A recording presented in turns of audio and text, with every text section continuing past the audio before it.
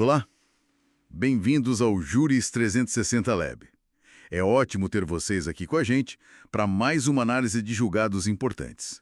Hoje a gente começa o exame do informativo 775 do STJ, o Superior Tribunal de Justiça, né? Ele foi publicado em 23 de maio de 2023. Neste primeiro bloco, vamos dar uma olhada mais de perto em 6 decisões. Tem questão de furo de governador, validade de testamento, competência em estelionato, cálculo de benefício fiscal do PAT, prazo em PAD e até legitimidade em mandado de segurança. Bastante coisa, né? Vamos começar. Olha, o primeiro caso é a questão de ordem na ação penal 973, lá do Rio de Janeiro. Foi julgado pela Corte Especial. O assunto é aquele, prerrogativa de foro em processo penal. Exato. A discussão era basicamente se o STJ podia julgar um governador por coisas que ele supostamente fez quando era vice, mas, importante, no mesmo mandato, né? E qual foi a conclusão? Pode ou não pode? Pode sim. O STJ decidiu que tem competência desde que os atos, é claro, tenham ligação com a função lá no Executivo do Estado. Interessante. Mas por que manteve o foro especial, o tal foro Rachoni Muniris, se ele mudou de cargo, de vice para governador? Então, o ponto principal foi que o mandato era o mesmo, teve uma continuidade, né? E os fatos investigados, eles estavam muito ligados às funções lá na cúpula do governo estadual. Como o mandato não mudou, a prerrogativa continua valendo, tá? Outra coisa, o caso ainda está na fase de investigação, nem tem denúncia contra o governador ainda. E eles fizeram questão de dizer que isso é diferente daquele caso famoso do STF, a AP 937, que era sobre parlamentares federais, sabe? Crimes antes do mandato ou sem relação com a função. Aqui não, aqui tem relação. Entendi. Faz sentido distinção. Bom, saindo da Corte Especial, vamos para a segunda sessão. É a ação rescisória 6.052 de São Paulo. Aí o assunto muda, né? É direito civil, sucessão, testamento público. Isso mesmo. O caso era sobre um testamento público que tinha um probleminha formal. Tipo, as pessoas não assinaram tudo na mesma hora, sabe? Quebrou aquela regra da unidade do ato. Nossa, e aí? Anulou o testamento? Porque forma em testamento costuma ser bem rígida, né? Pois é, mas nesse caso não. A STJ considerou o testamento válido mesmo com esse vício. Mas como assim? Deixaram a formalidade de lado? É um ponto delicado, sim. Mas a decisão se apoiou em duas coisas, basicamente. Primeiro, ficou super claro que o testamento mostrava a vontade real da pessoa que morreu, a testadora. Vontade livre, consciente, sabe? Aí o princípio da vontade soberana do testador, que está lá no Código Civil, ele prevaleceu sobre o rigor da forma. E segundo, a falha não foi da testadora, foi só do tabelião. Então o erro foi do cartório. Exatamente. Aplicaram a teoria da aparência, quer dizer, o erro do tabelião não podia prejudicar a testadora, né? Até porque ela já morreu, não dá para refazer o testamento. A vontade dela era aquela. Realmente, priorizar a intenção faz sentido quando o erro não foi da parte. Bom, vamos para a terceira sessão agora. Agravo regimental no conflito de competência 192274, do Rio. Aqui a briga era para saber onde julgar um estelionato contra um fundo estrangeiro. Para onde foi a competência? Olha, ficou na Justiça Estadual mesmo. O STJ entendeu que, apesar da vítima ser um fundo de fora e ter sócios lá fora também, o que importava era o local onde o crime aconteceu de fato, onde o dinheiro saiu, a fraude ocorreu. E onde foi isso? No caso, foi em Barueri, São Paulo. Era a sede da empresa dos réus, entende? Então definiram a competência por lá. Mas espera aí. Não tem uma regra nova no Código de Processo Penal que diz que a competência em estelionato é no domicílio da vítima? Tem sim. Essa regra do artigo 70, parágrafo 4º. Mas o STJ considerou que ela é uma exceção e não se aplicava nesse caso específico. Usaram a regra geral mesmo, a do caput do artigo 70. Competência pelo lugar onde o crime se consumou. Argumentaram que isso facilita juntar provas, facilita a defesa, e também disseram que a vítima principal era o fundo, a pessoa jurídica, não cada sócio individualmente. E, claro, não tinha o interesse da União nem nada de crime contra o sistema financeiro para levar para a Justiça Federal. Entendi. A questão prática da prova pesou bastante. Mudando de área de novo. Direito tributário. Primeira turma, agravo interno no Recurso Especial 1.801.706 de Santa Catarina. A discussão foi sobre o cálculo do benefício fiscal do PAT, o Programa de Alimentação do Trabalhador. Como é que funciona essa dedução? Então, o STJ reafirmou um entendimento que já vinha tendo, aquela dedução em dobro das despesas com o PAT, que está na lei lá de 76. Ela é feita sobre o lucro tributável para achar o lucro real. Certo. Aí é sobre esse lucro real, que já está menor por causa do benefício do PAT, que se calcula o imposto de renda, o IRPJ, e também o adicional do IRPJ. A dedução acontece antes de calcular o adicional, entendeu? Então na prática o benefício reduz a base de cálculo tanto do IRPJ normal quanto do adicional. Exatamente, o benefício diminui a base para os dois. Isso não muda a regra da base de cálculo do adicional que está na outra lei, de 95. É bom para as empresas que aderem ao PAT, né? Com certeza. Bom para a empresa, bom para o trabalhador, imagino. Agora, vamos entrar no direito administrativo. 2 casos da segunda turma. O primeiro é o agravo interno no RMS 69803 do Ceará. A questão era se um processo administrativo disciplinar, o famoso PAD, pode ser anulado só porque demorou demais para terminar. O prazo estourado anula tudo? Não, não automaticamente. O STJ aplicou de novo aquele princípio francês, o PAD nullité sans griffe. Basicamente, se não teve prejuízo, não tem nulidade. Ah, o famoso princípio do prejuízo. Esse mesmo. O simples fato do PAD ter passado do prazo legal não é suficiente para anular ele. A defesa precisa mostrar, provar mesmo, que essa demora causou um prejuízo concreto para ela. Tem até súmula do STJ sobre isso, a 592. Entendi. Não basta reclamar da demora, tem que mostrar o dano para a defesa. Certo. E para fechar este bloco, o último caso. Agravo interno no RMS 64215 de Minas Gerais. A dúvida era se o Tribunal de Justiça de lá podia ser considerado a autoridade coatora no mandado de segurança. Isso porque o ato do TJ estava, na verdade, só cumprindo uma ordem do CNJ, o Conselho Nacional de Justiça. E a resposta foi não. O TJ de Minas, quando publicou um aviso lá sobre nepotismo em cartórios vagos, ele só estava obedecendo uma ordem que veio de cima, do CNJ, de um provimento de 2018. Então o TJ era só um executor. Exato, mero executor. A autoridade coatora, para efeito de mandado de segurança, é quem deu a ordem original, quem tem o poder de decidir e de mudar o ato, sabe? Nesse caso, era o CNJ.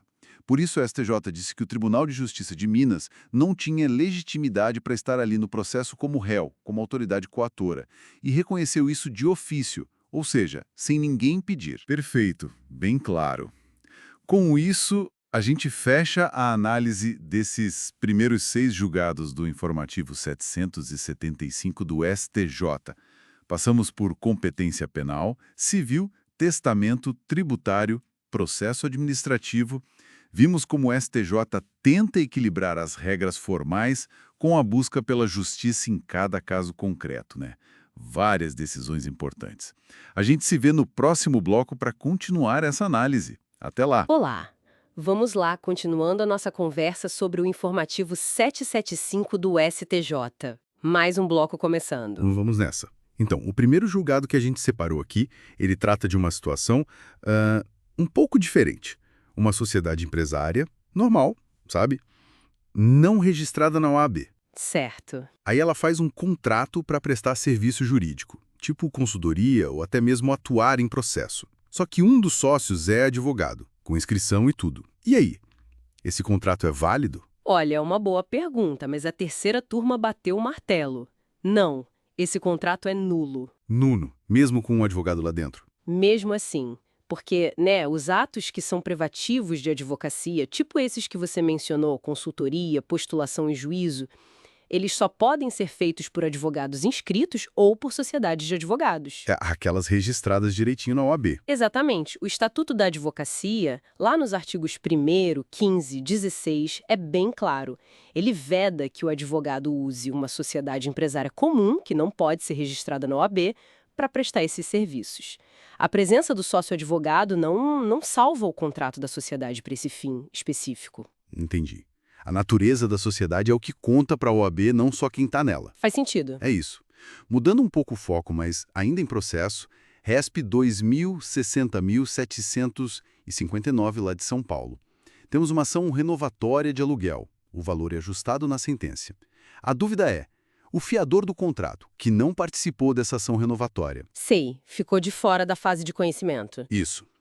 Ele pode ser chamado para pagar a diferença do aluguel lá na frente, no cumprimento de sentença? Porque a regra geral, né, que não foi parte. Pois é, a regra geral está lá no CPC, artigo 513, e tem até súmula, a 268 do STJ, que diz que o fiador que não participou da ação de despejo não responde na execução. Mas aqui Tem um mais. tem a ação renovatória tem uma regra específica na lei do inquilinato. O artigo 71, incisos V e V, exige que o inquilino, já na petição inicial da renovatória, indique quem é o fiador e, mais importante, comprove que o fiador concorda com a renovação e os encargos. Ah, então essa concordância prévia, exigida pela própria lei para a ação poder seguir, ela já amarra o fiador ao resultado. Exato. Essa anuência específica, que é condição para a própria ação existir, é o que justifica que ele seja incluído lá na fase de cumprimento para pagar as diferenças. É uma exceção bem fundamentada na Lei Especial do Inquilinato. Interessante essa exceção. Agora, uma outra situação processual. RESP 2053-653-SP. Envolve execução individual e acordo coletivo. Pensa assim. Alguém entra com o cumprimento de sentença individual baseado numa decisão de ação coletiva.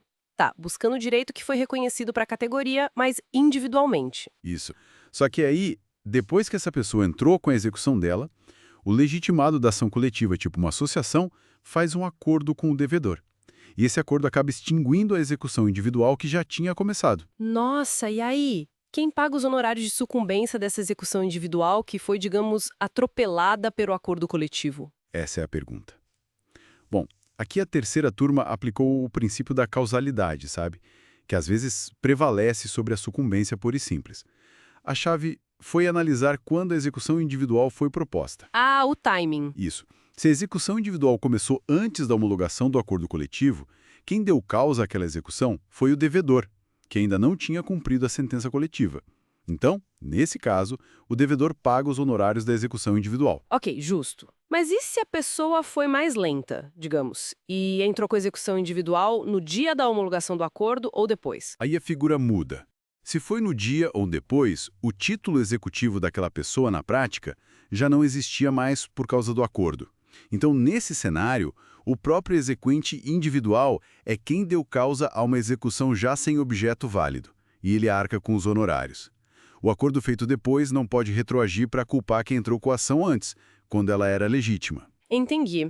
A causalidade depende do momento em que a ação foi proposta em relação ao acordo. Bem lógico. É uma solução pragmática para a situação. Seguindo, vamos para a reconvenção, RESP 2046-1666-SP.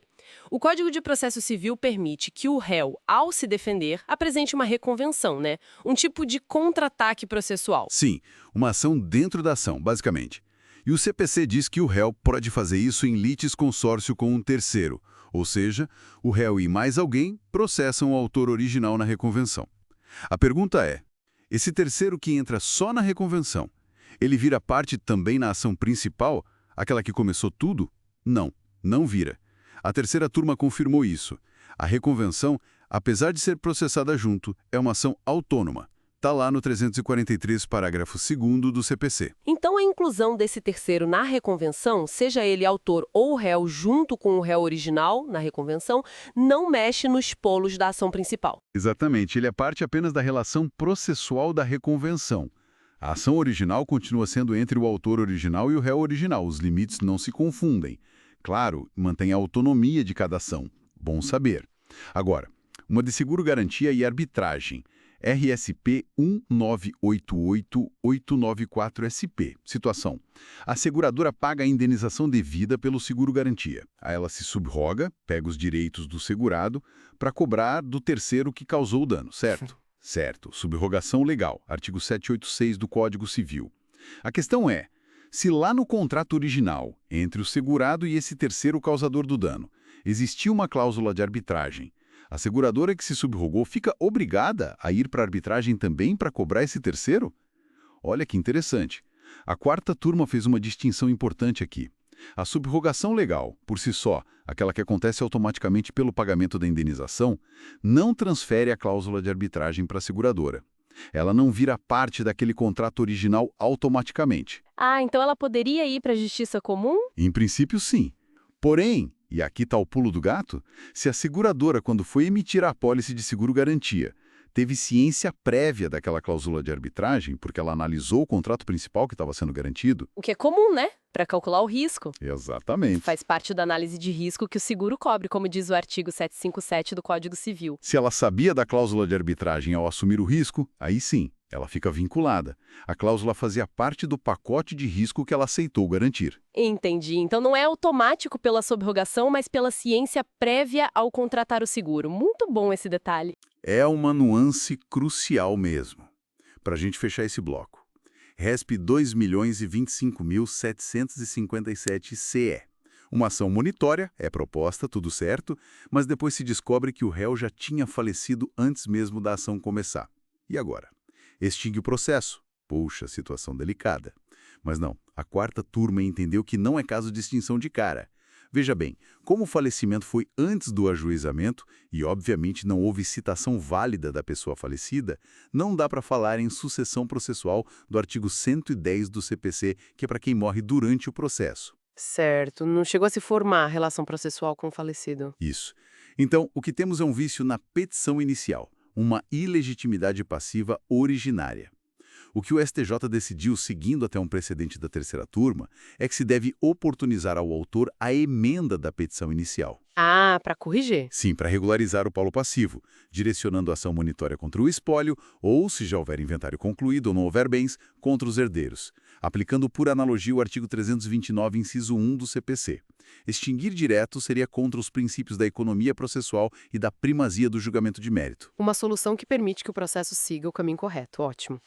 Bom, com isso, passamos por mais esses 6 julgados do informativo 775. Bastante coisa, hein? Sim, temas bem variados e com implicações práticas importantes no dia a dia do direito contratual, processo civil, seguros. Verdade. Então, fechamos mais este bloco por aqui. Combinado. Nós nos veremos no próximo bloco. Olá! Estamos de volta para fechar nossa análise do informativo 775 do STJ.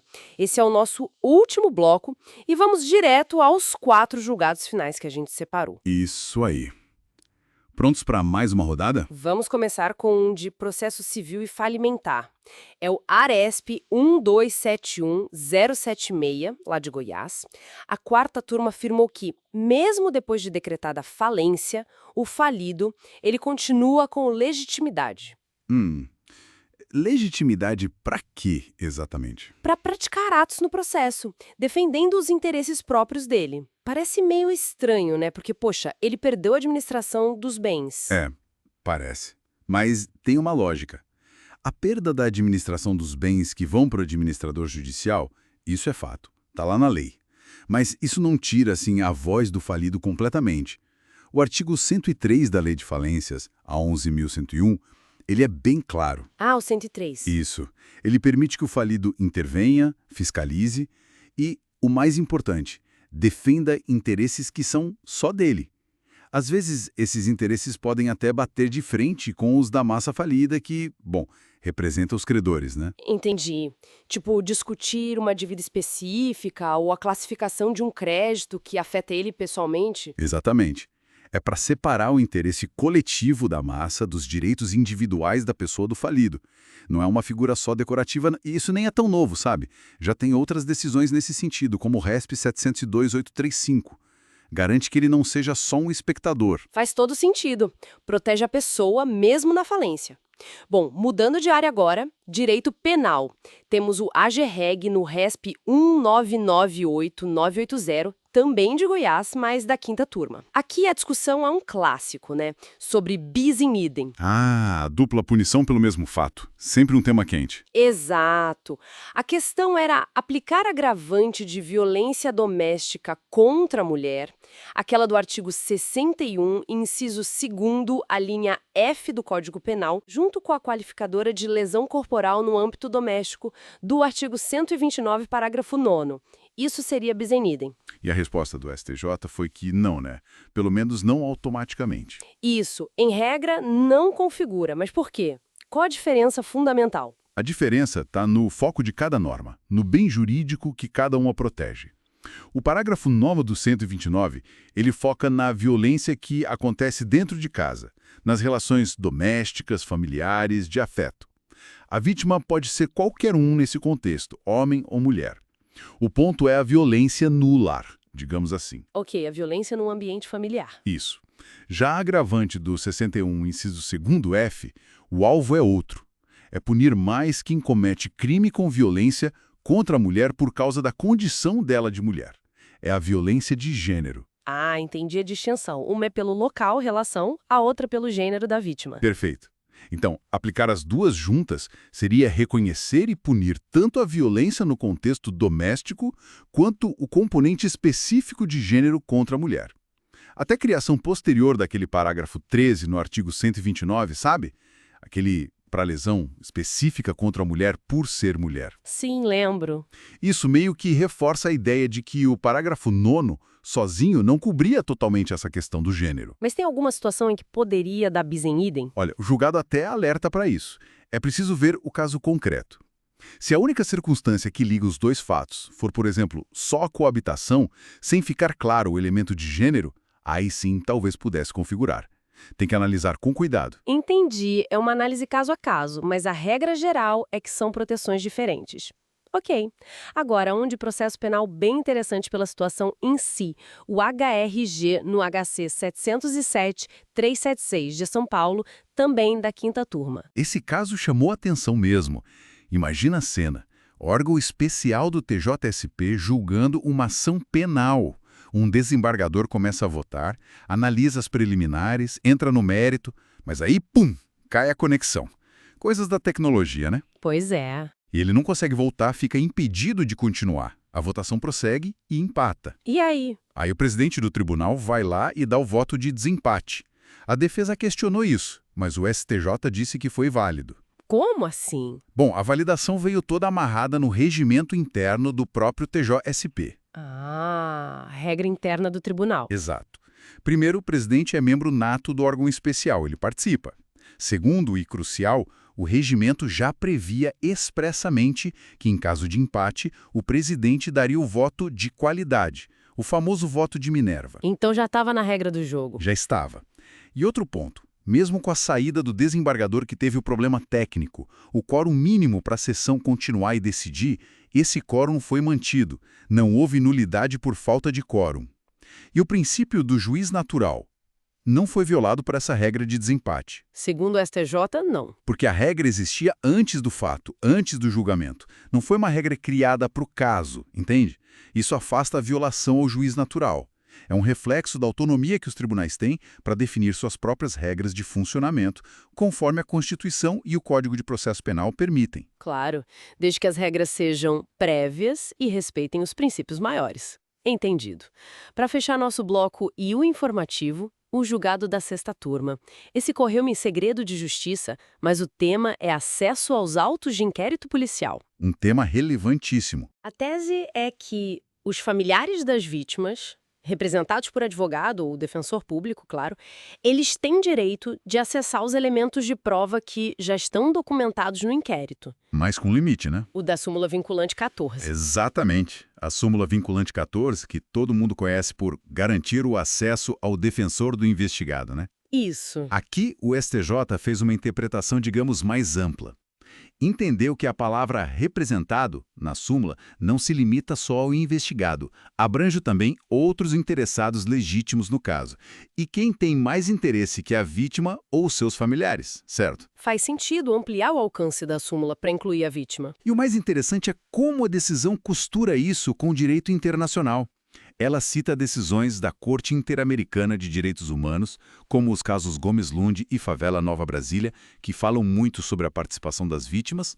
Cita também o Protocolo de Minnesota sobre investigação de mortes potencialmente ilícitas e até uma resolução do CNJ, a 3800 de 2021. Nossa, que conexão ampla! Sim, mostra um diálogo entre as fontes do direito interno e internacional para fortalecer o direito da vítima de saber o que está acontecendo na investigação. Mas tem um ponto importante que você mencionou na nossa conversa prévia.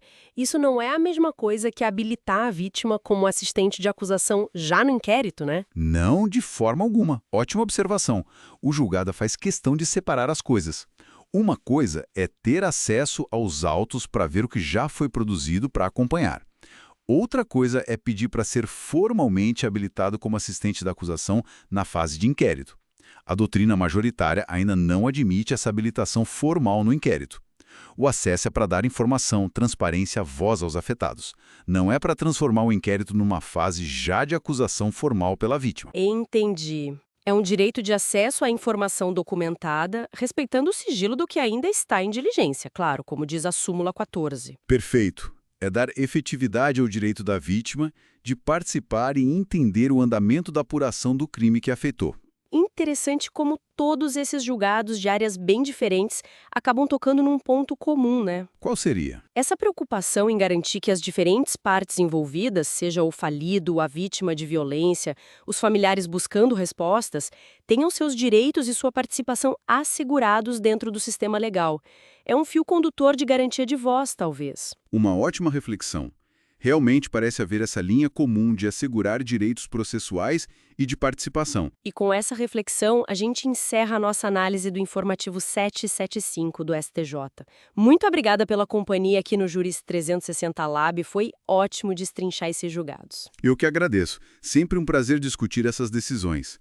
E para quem nos acompanhou até aqui, se você gostou dessa nossa conversa, dessa análise, não esquece, por favor, se inscreva no canal e deixe aquele like. Ajuda muito a gente a continuar trazendo esse conteúdo. Isso mesmo, pessoal. O apoio é fundamental. Até a próxima análise. Tchau, tchau. Até mais.